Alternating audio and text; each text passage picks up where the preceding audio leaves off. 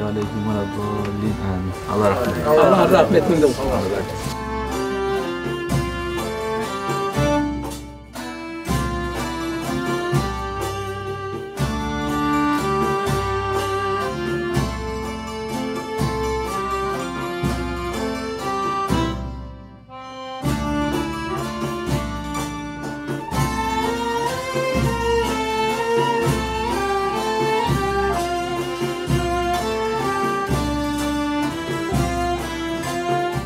Асан Рифатов Milli Bestekar Mektebimizin başlangıçın yolunda idi ve esasına o koydu.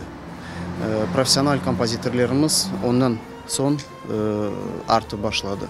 Сегодня общественность проявила очень хорошую инициативу. Подобные инициативы должны быть поддержаны различными силами, которые присутствуют в крымско-татарском сообществе и своим народом.